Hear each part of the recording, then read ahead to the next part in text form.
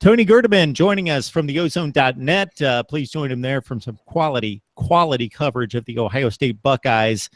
Tony's right there covering practice each and every day during the spring and coming up this August. Tony, it's been a while since the boys left the field from spring practice, but from a guy that's there on the sideline watching practice each and every day, I just got to hit you up with this one. What is your biggest takeaway from practice during those spring sessions that may be a little bit off the radar, whether it be a concern or whether it be something that may jump out as a positive unexpectedly?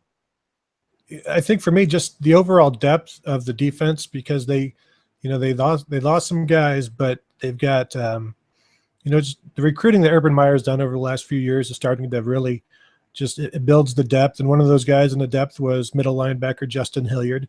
He had a great spring. I wrote about him today. He's behind Chris Worley, who moved over from outside linebacker to be the middle linebacker. Justin Hilliard's a guy who's been injured for 2 years, so they didn't really know what they could do. I mean, he was a 5-star kid out of Cincinnati, but they haven't had him healthy, so they didn't know what he could do. And he showed them this spring that, if he does need to come in, he can do that. He surprised everybody because they finally got to see what he could do. So that's a guy, under the radar to watch. And the thing is, they're so deep right now, they may not need him, but he's there. He'll be on special teams, and that's a lot of the special teams guys is what, you'll see them this year. They'll be on the defense next year because they're going to lose another big batch of guys to the NFL this year. So he's one to watch.